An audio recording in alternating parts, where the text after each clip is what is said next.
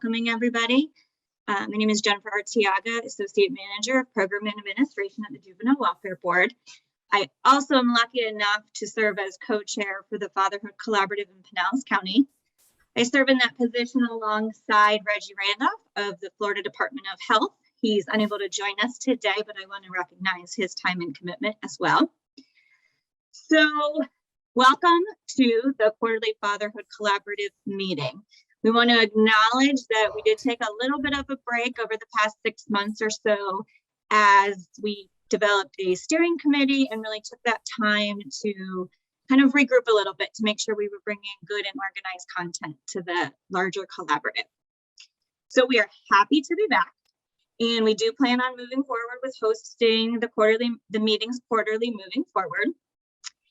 And for this first meeting back, we have an opportunity for a community conversation that is being brought to us by the Father and Family Council. Today, we'll spend the majority in this activity, with the last portion of the meeting we'll dedicate to larger collaborative updates. If there are any updates from any of our partners that you would like to share, please feel to do so in the chat.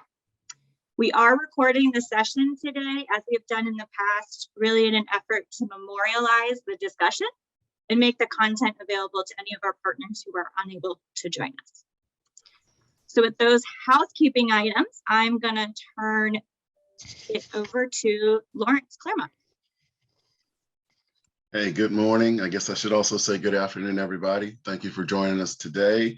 And I'm hoping that we will have a very exciting and engaging conversation. One of the things I wanted to do was to do virtual introductions. And in the interest of time, if you don't mind, post your name, your position, and your organization in the chat so we can all get to know each other. And I'll go ahead and continue on with the presentation while everyone is doing their virtual introductions. Now, we all know that fathers are 50% of the equation for raising healthy, happy children. Yet sometimes programs and services lack a focus on fathers, or resources are not geared to strengthening the role of dads in the upbringing of their children. And the Pinellas Fatherhood Collaborative is striving to change this scenario by magnifying the voice of Pinellas County fathers and equipping them with the tools needed to positively impact the lives of their children and their communities. Now, the Collaborative's mission is to work in partnership with stakeholders to promote father-inclusive community resources that will equip dads with the tools they need to shine in their caregiver role. And you might be wondering, how is this achieved? Well, there's 4 ways that we're doing it. By listening to the voices of fathers, by training professionals who work with fathers, by offering resources designed specifically for fathers, and by eliminating barriers and biases for fathers. And at the end of the day, we want everyone to know that dads make a difference. And I always mess this up because I never introduced myself, but I am Lawrence Claremont. And I am the co-founder of Father and Family Council. And my partner, Mark Baker, is also on the call, and you guys will hear from him a little later. The thing that we're doing today is part of what we call the Fatherhood Flame Series, and it is essentially community conversations that are designed to be high energy, interactive forums for father-serving providers, advocates, and community leaders.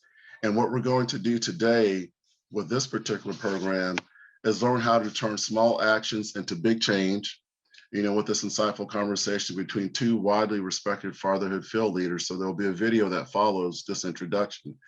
And in this campfire story, Cynthia Osborne and Armand Perry will share how far the field has come, inspire future leaders, and underscore the value of grassroots action. Their practical, applied wisdom will motivate and empower action on behalf of fathers, families, and children, which is the primary reason that all of us are so passionate and involved, in the Fatherhood Collaborative. Now, as we gather around this campfire story, I don't want you to forget to jot down insights, ideas, and questions, because following the video presentation, we'll discuss how to apply those to your work and our community. This masterclass, and notice I said masterclass, highlights 2 fatherhood experts that will encourage you to think about ways to create a systems level change and to engage more fathers, creating positive impacts for our children and our community. And again, thank you for being here today.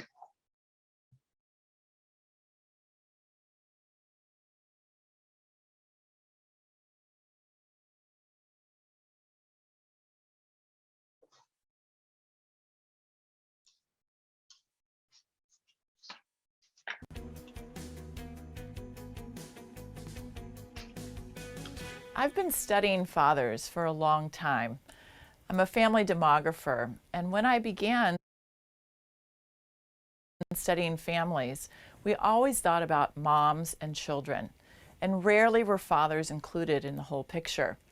I was lucky to be able to work on a study when I was a student in graduate school that began to talk to fathers and ask them about their interactions with their children and their relationships with their children's mother. But still, most of the information that we had came from the mom to tell us about the dads. I think back to my days as a child protective services social worker in Montgomery, Alabama, where I'm from, working with families that the state of Alabama said didn't have parents willing or able to take care of them. It was there that I realized that that wasn't as true as often as the state said it was, and one of the reasons it wasn't as true as often as the state said it was because we did very little to reach out to dads. So over time, I've been able to talk to dads directly and learn more and more about what they're thinking, how they feel, how they think about their kids and interact with them, and what their needs are. And so there's really been this change in the last 20 years of only thinking about dads through the moms, and now really thinking about the importance of dads directly, not just in the programs that we offer them specifically, but in how they're included in all the programs that we offer in a community. I made it my personal mission to basically do individual reconnaissance work, trying to dig up dads and look for dads and find out where dads were so that we can have as many viable placement options for kids as possible. And so that's how I got my start in fatherhood.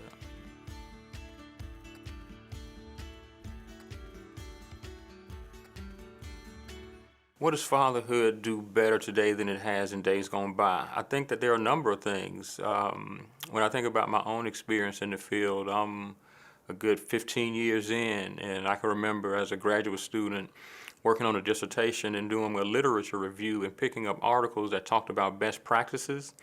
And some of them in those best practices articles had what they called exemplary programs. And some of those programs didn't even provide services to fathers. They were child support enforcement programs. The fatherhood field has evolved quite a lot in the last 20 years or so.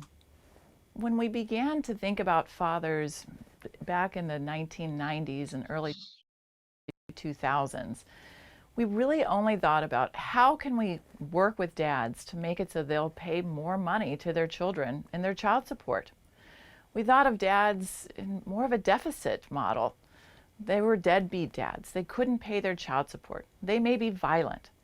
Over time, our understanding of who dads are and their unique contributions that they make to their children has really grown. And that has been so important for both a research perspective, but more importantly, in how we think about serving our fathers within our communities. Our programs aren't just about getting dads to work now. They're about co-parenting relationships. They're about interacting with your children. They're about dads understanding how important they are. We're working more and more with all of our community organizations to say, what role can fathers play in the services that you provide?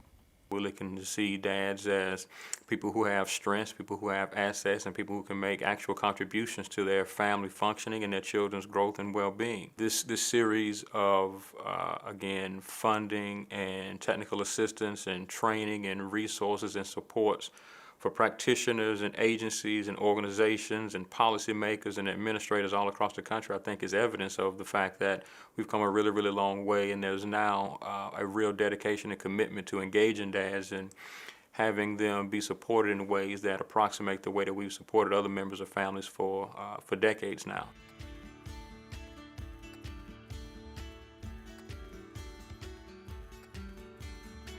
When I think about community engagement, what I think about is the requisite level of connection and interaction and input from the community that it serves so that the discussions and conversations are reciprocal in nature and not just one-way discussions and conversations. But then working in partnership and in collaboration with members of the local community and recognizing and acknowledging that those folks are the experts of their own experiences, partnering with them to gather input from them about how it is that our thoughts and ideas about interventions and services may influence and impact their lives, and then working with them to develop those interventions and resources in ways that reflect their thoughts, beliefs, values, and ideas, so that whatever it is that we roll out is something that has been vetted by the community and not something that is essentially take it or leave it, but instead it's something that has been co-created, right? So when I think about community engagement, those are the things that I think about, and those are the things that immediately pop into mind.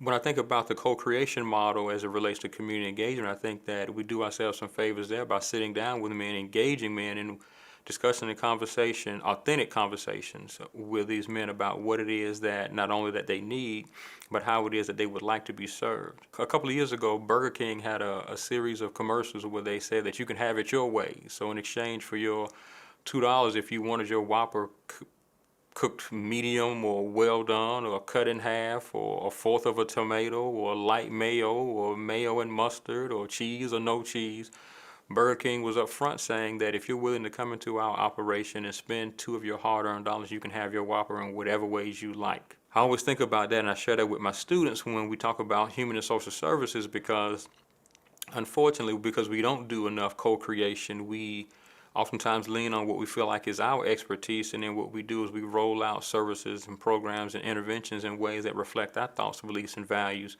without ever having conversation or discussion with the people that those services are meant for. And then we're surprised and taken aback when people don't show up. When I think about my experience working with dads, particularly on a recruitment and retention side, the thing that comes to mind is just the old axiom that it's oftentimes the case that people don't care what you know until they know that you care. So with that said, you have to spend time in community. And sometimes spending time in community without any real agenda, without any real outcomes. If and when you can do that, my experience tells me that people are able to separate folks who authentically and genuinely have their best interests at heart versus people who are there to make sure that they get numbers and that they get outputs and that they get outcomes, and that is their priority over and beyond whatever their well-being and the interests of the community are. The opportunities for community engagement in the context of fatherhood, I think, are limitless.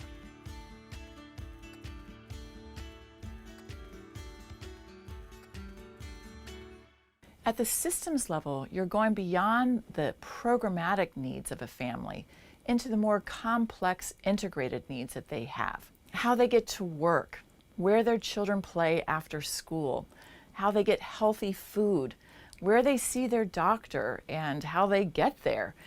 These are bigger questions than any one program can answer itself, and they often require policy changes or different sorts of changes in the environment that are much larger than any one program or even a coordination of program. It's looking at the whole community through a different lens and thinking, how can we support our families in the complex web of institutions in which they live? Programs play a key role in creating the systems level change. Sometimes communities think that they have to all hold hands and work together in order to make this change happen. And that's really difficult for a lot of programs to do. You have your own goals that you have to meet. You have your own funding streams. You have your own time that's very limited.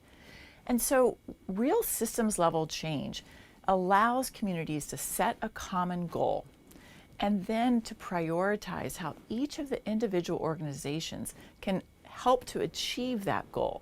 And you monitor your progress over time.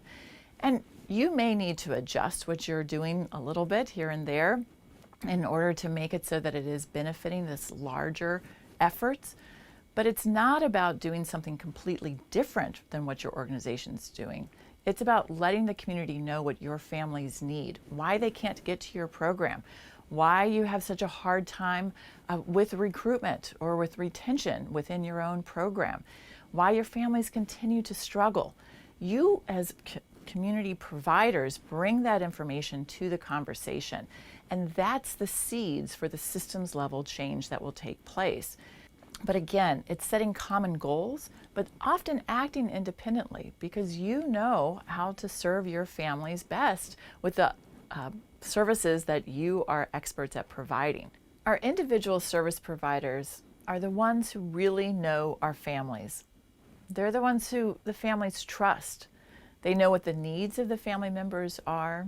They work with them in their communities. They go to church with them. They shop at the same grocery stores. Their kids go to the same schools often.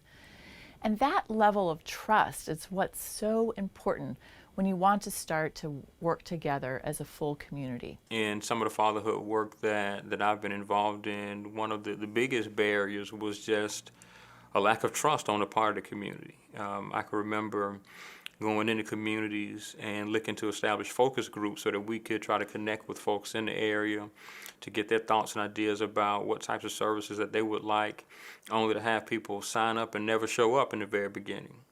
And when we followed up with them, they told us that they were concerned about whether or not we were a legitimate operation. Our service providers can bring our families, our parents, our fathers to the table to begin these conversations about what is it that our families truly need beyond the services that we have. And without the trust that the individual service providers can build between the family and the community, that's going to be much more difficult to do.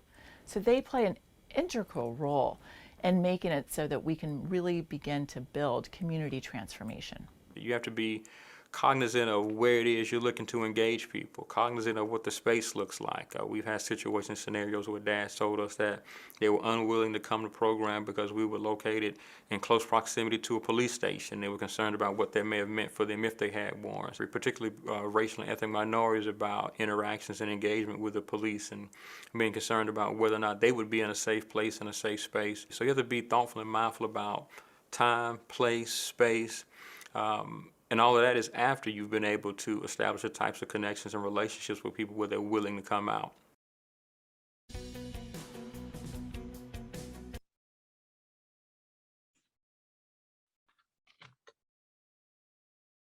Hi, I'm Mark Baker, and I hope you enjoyed the video presentation, some powerful speakers, and we have maybe they've touched on some things that you've noticed. Maybe they've presented something new to you to think about. But what we want to do now is we want to recognize that you're the experts in your organization and you're the experts in our community. So what we want to do is we want to take a few minutes and kind of try and relate what we've just heard to the men that we serve and to the needs that we address here in our community. So we're going to do that in breakout sessions.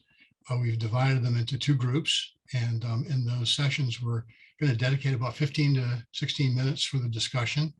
The moderators will be working with a 1-minute warning just to help to wrap up the conversation so we know when the end's coming.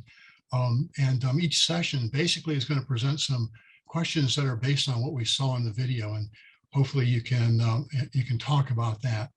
I hope that you use the notes that you took during the video. Our moderators today are Stuart Nussbaum, Michael Thomas, and we've saved a little time at the end of this, and hopefully we can kind of gather up and present some of the thoughts and comments that happened in the breakout sessions. Remember, we want to hear from each of you, so please be sure to speak up, and also just urge you, be considerate. Give everyone an opportunity to share. Again, I'm Mark Baker with Father and Family Council, and we are so glad that you're here joining us today. I think Jamie's going to take us to the breakout sessions. It sounds like we have great representation from all of the county and even down to Miami, so that's great. Somebody else signing in? Okay, so our theme is Dad Thinks Differently. So thinking about what you saw in the video, I want you to think about what you think are the differences between men and women and how your services are perceived at your agency. And folks can just jump in whenever they want.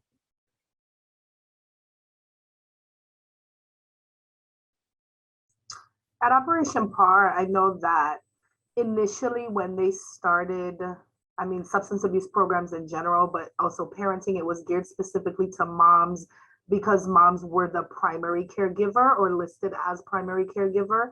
And they felt that if they were providing parenting to moms or treatment to moms, they then established childcare centers so that moms didn't have any, like we reduced any boundaries. Like, I can't do it because I don't have, well, we provided it for you.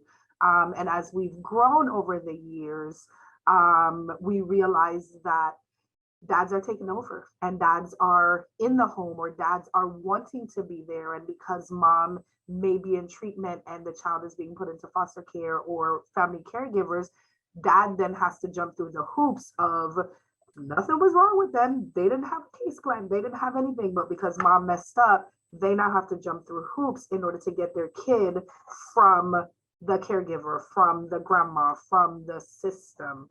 And so we then started offering more services for fathers, and realizing that they do things differently. And when they come to groups, they're not going to necessarily always be the most outspoken ones. They're going to sit back and listen and analyze what's going on. Whereas our women that are participating in group starts and they don't shut up, because it's always me and this is what happened and he left me, so he left the child. No, he left you. He did not leave his child, but you then cut him off.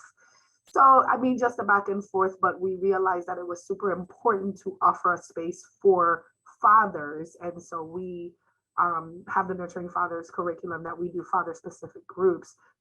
We do have mixed groups as well, but we do have fathers. I know Julia and I think somebody else worked with the Motivating New Parents program, and it used to be Motivating New Moms when we first established it.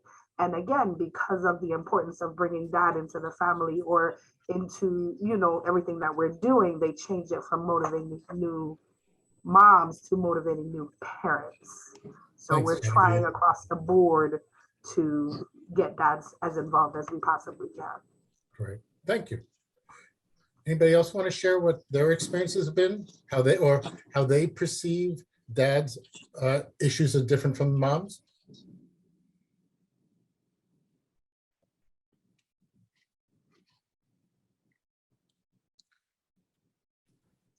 I could share when we started Father Services, it was probably 20 years ago, and it was with Reggie Randolph. And his first question was, there's no questions on our intake about father. So it was completely mother driven. So we have changed things 360 since then. What about everybody else's experience?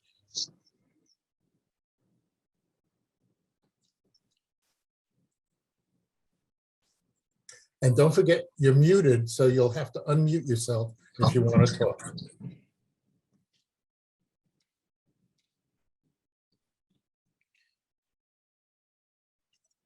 You were kind of breaking up. This is Eric Armstrong. Could you repeat that question again? Sure, I'm sorry. Yeah, I had no idea. So the question was, what do folks feel are the differences between men and women and how your services are perceived? Did that come across better? Yes, that came across a lot better. Okay, great. Well, dealing with the dads that I've dealt with and the men that I've dealt with, a lot of times the problem has been when they went to the services, a lot of times they felt sort of like they were shamed by taking the services. Not that it was just something to help them, but it made them seem like they were less than a man by having to need the services. And it could have been through no fault of their own, maybe a lost a job or something like that, but they felt like they were less than a man because when they went there, a lot of times people were looking at them as if, why are you here? And so I think I've seen a lot over the last few years where it has changed, where people have started trying to be a lot more inclusive of fathers in the process. And I know myself because I have a daughter, and her mom was in Healthy Families, and so I didn't necessarily say nothing to the worker, but I watched how the worker interacted with me, and they were definitely more attentive to my needs. I could tell for them it was a shift, but she tried to be more inclusive, and as time progressed, she became more inclusive and asked more questions, and got to the point that if I was not there or not able to make it, she'll ask why. Great.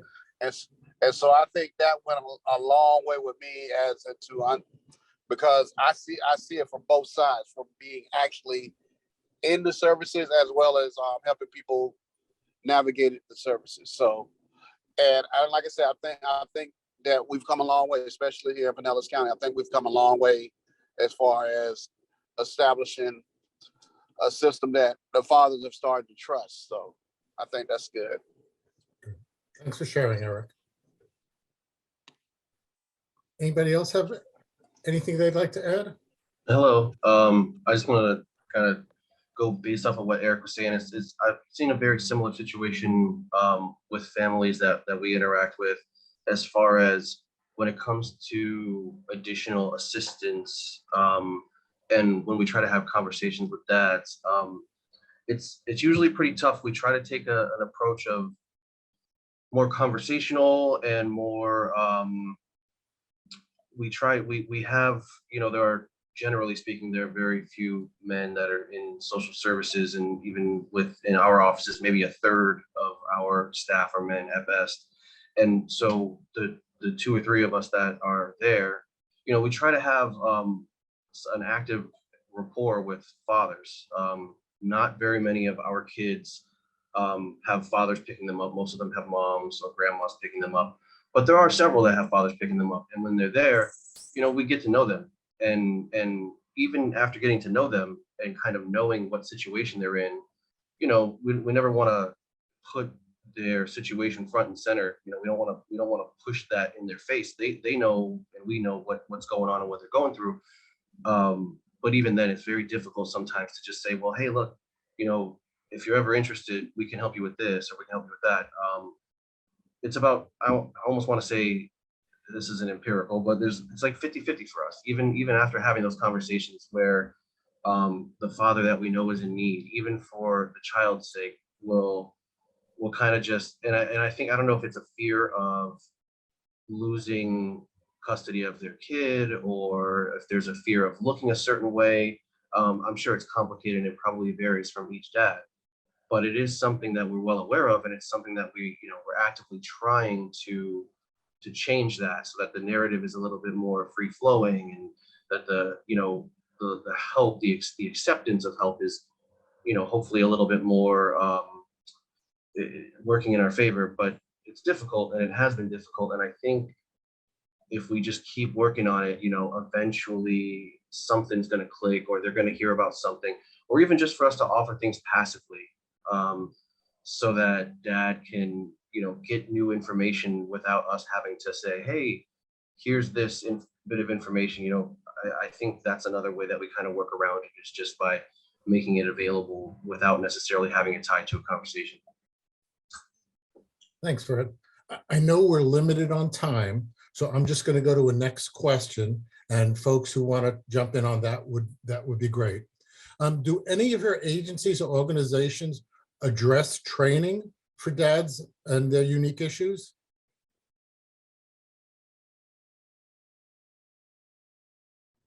Not that I know of. This is Danielle Schull. I haven't heard anything about that at my agency. Okay.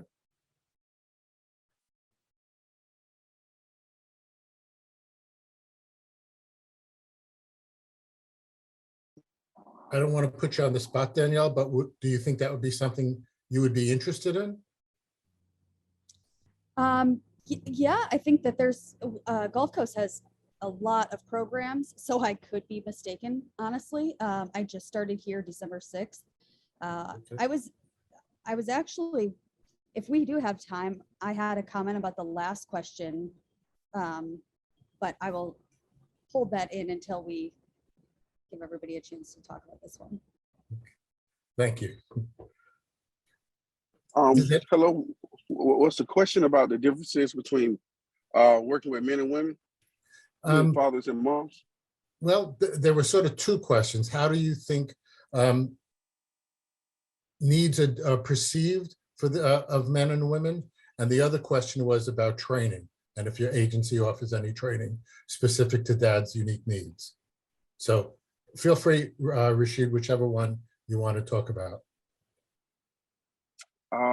We provide services for the dads. I'm gonna maybe be a little bit off of the question, but I feel fatherhood services, throughout in our community, the mom has to be enrolled to serve the dad, and to me, that's not a true fatherhood services, because when the mom doesn't want services anymore, the dad cannot receive them. So I think that's a disservice in some type of way.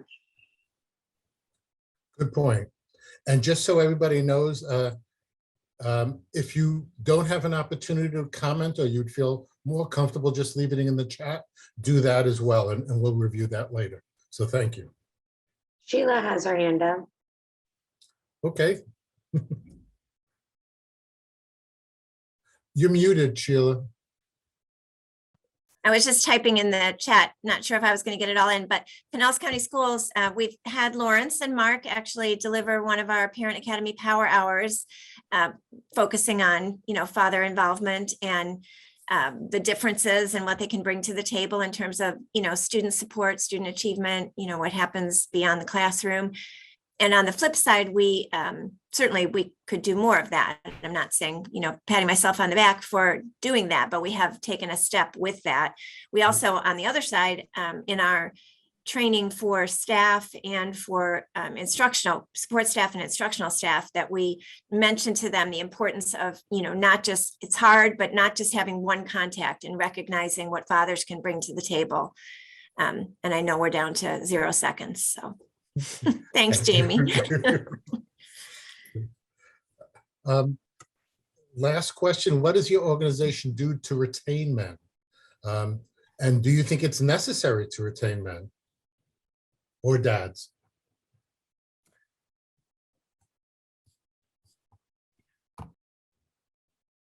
I'm going to say I have to close the breakout rooms now, but feel free to answer that question in the chat when we go to the main room.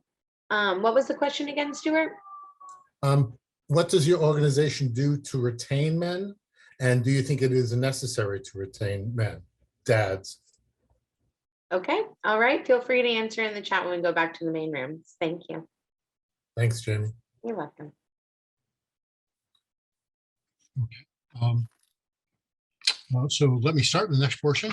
So anyway, so welcome back. Hope that you had a chance to discuss some issues, and looking forward to kind of follow up that. Anyway, so welcome back. I know we covered a lot of ground. It was just a few minutes that we had to talk about what we covered, but we did get a chance to connect and meet with some of the others that are working in the fatherhood space right here in Pinellas, which is always a good thing. It's always impressive to hear the depth and breadth of services that are offered. And it's also, as we talked this morning, this afternoon a little bit, good to hear like some of the emerging awareness of how we connect with fathers, which may have been a little underserved part of our community.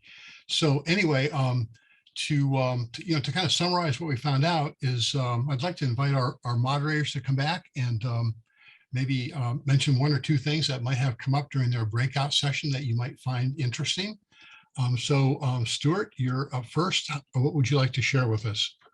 Okay. It seems like there definitely has been a transition from being completely mother focused to including dad in services over the years. It sounds like the way to do that is to be intentional and to bring dad into the conversations. Yeah, I think that there's still greater need in the community for additional training. That's what I was hearing as well. We might start with some services, but there's always going to be room for additional training and other services. Thank you, Stuart. Michael, how about you? What did you guys uncover in your meeting? We had some great responses from all of those who were participating. Some of the things that were shared was how fatherhood is being implemented into their programs, specifically around home visitation, how those services are not just for moms in those instances, but they also are for dads. And also that there is a recognition in the programs that there are those barriers that come with men's services, such as overcoming mom being a gatekeeper or overcoming relationship issues between the mom and the dad. But also that there is built-in programming to address dad's needs, the hiring of family engagement specialists to ensure that men are involved, dads are actually involved in reaching dads to make sure that there is continuity and make sure that there is that unique connection point that dads can bring to other dads. And then, of course, this reciprocal nature and co-creation nature of having programming for men at the forefront, or at least alongside of programming for mom and for child. So just really overall approach to programming structure that's being done every day and on the program level, which I think was really, really helpful for each of our participants to share what they're doing. Super. Thank you for that. We have a little bit of time left, and our next session is going to be like the keynote speakers are going to come back and kind of wrap up their presentation for us. And so we have a short video that we'd like you to watch with us.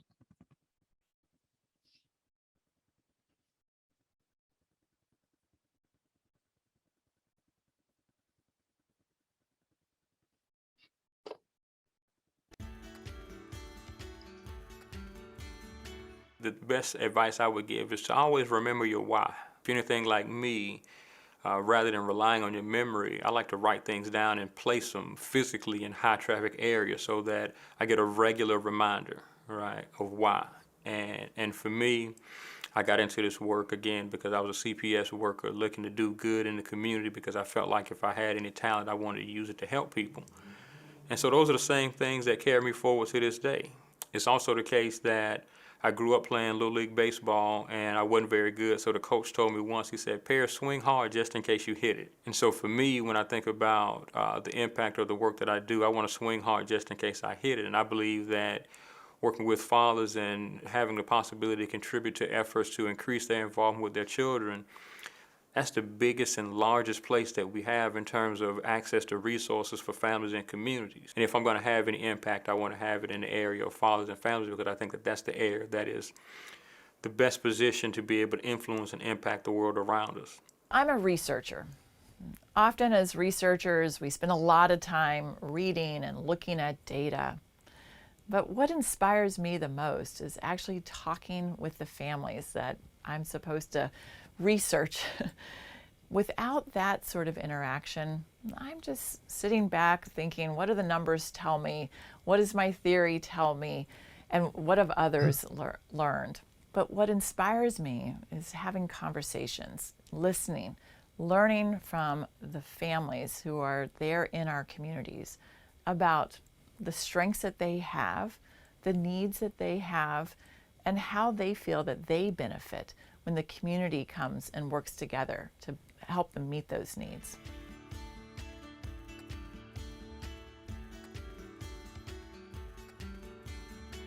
In the last 15 years, in the time since I've been involved and engaged in fatherhood work, we've seen a bit of an evolution.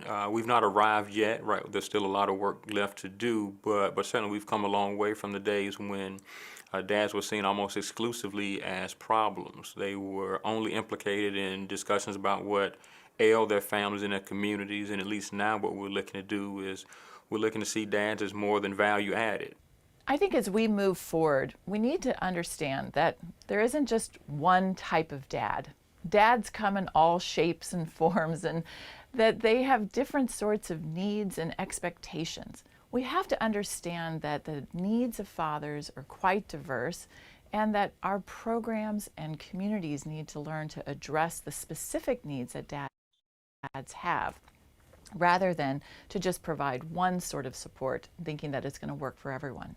What I'm most excited about is getting up and coming to work every single day in hopes to contribute to a movement that brings us closer to where dads are seen, viewed, and perceived on equal footing as mothers in the larger field of fathers, families, and community work. I'm excited to see that community organizations are starting to think about how they can engage the whole family.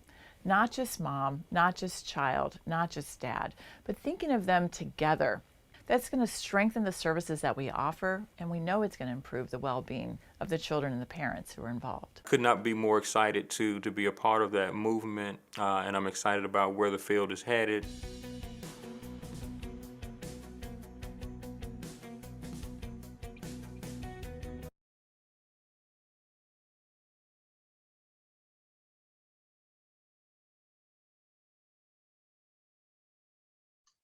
All right, so I guess I'll say welcome back, everybody. And hold on, screen's popping in and out. I guess I just want to start out by saying, for me, whenever I attend webinars, I am always happy to see when we have the same, if not more people at the end of the webinar than we had when we began. And to me, that speaks to the importance of this topic. And we wanted to say thank you for your attention and the discussion. And it's this sort of conversation that will fuel the progress, in our community.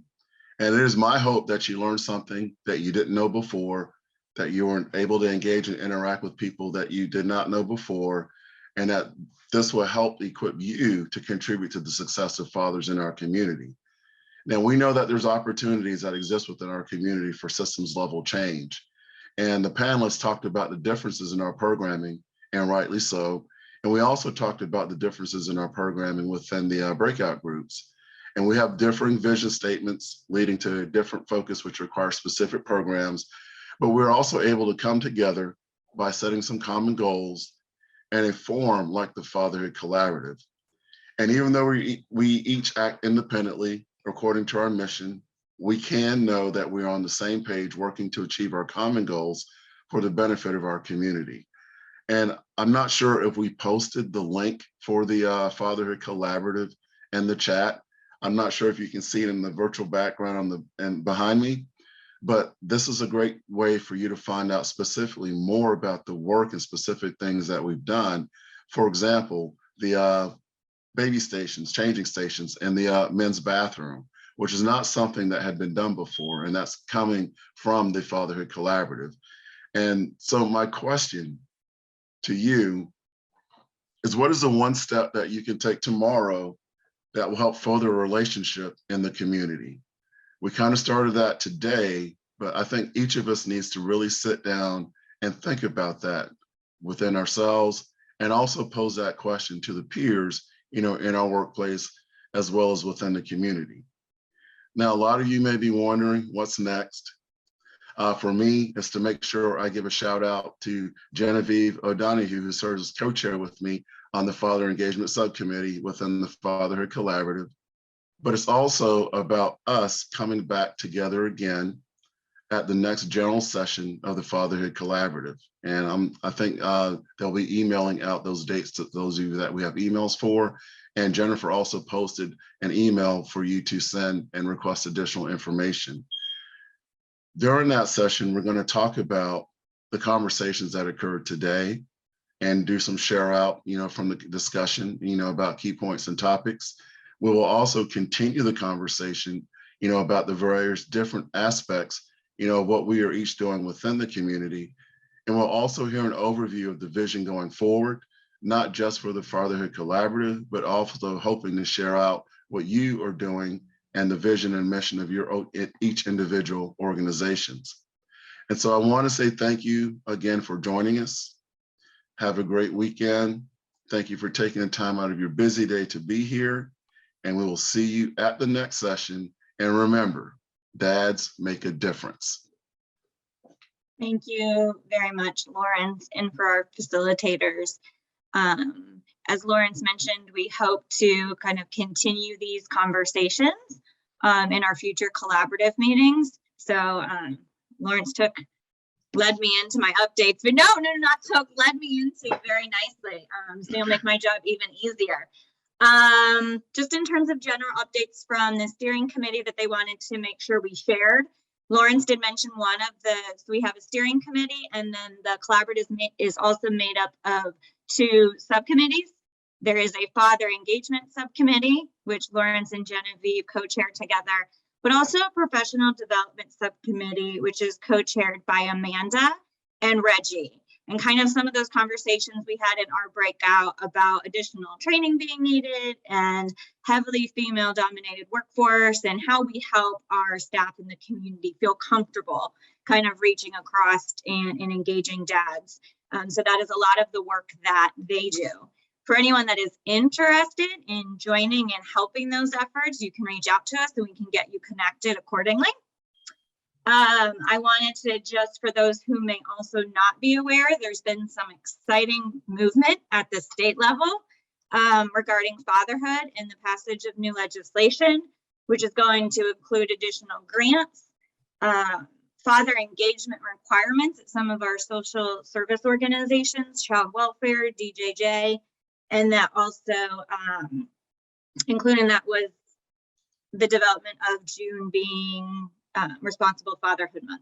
So we're excited to see what's going to come out across the state as a follow-up to those actions that were taken by state leadership.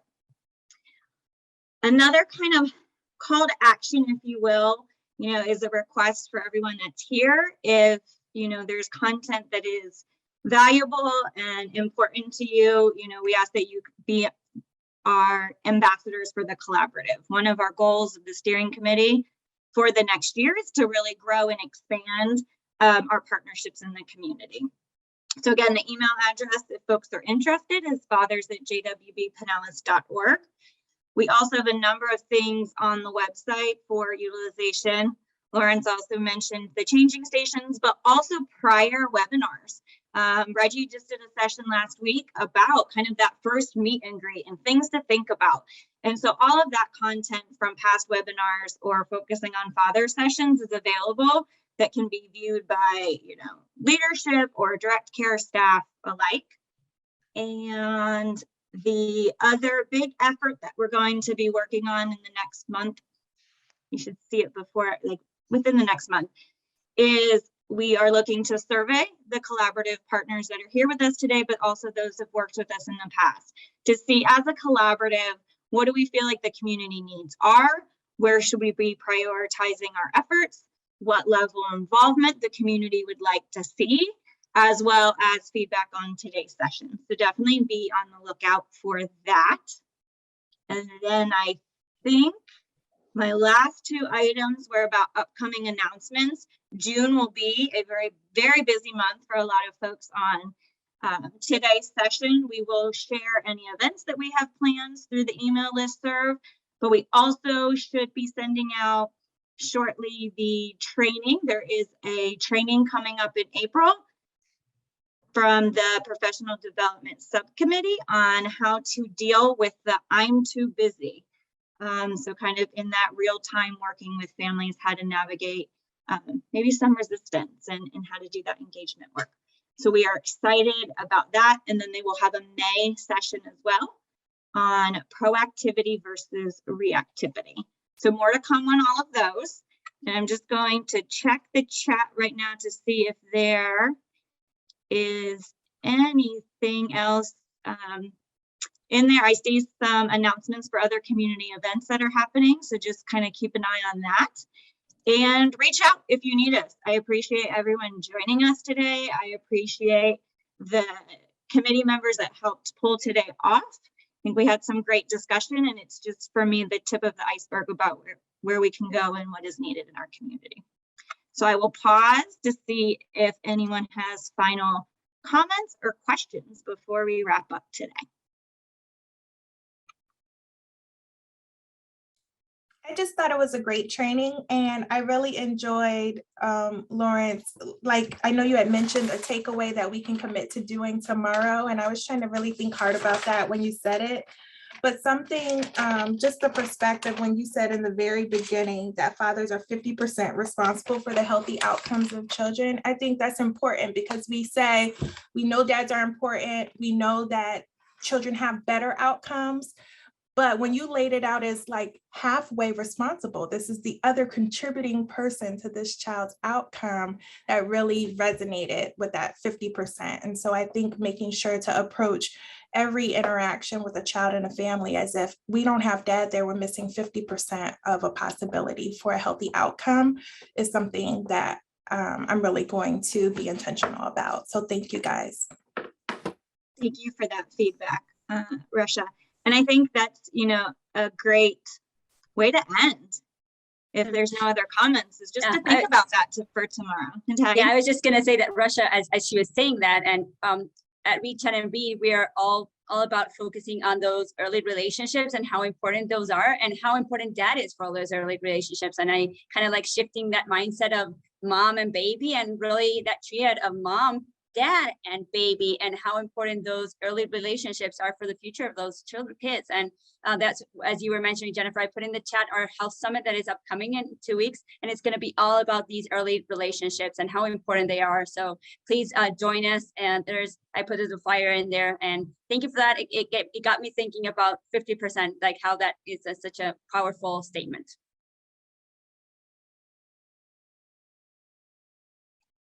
Okay, any other comments or feedback?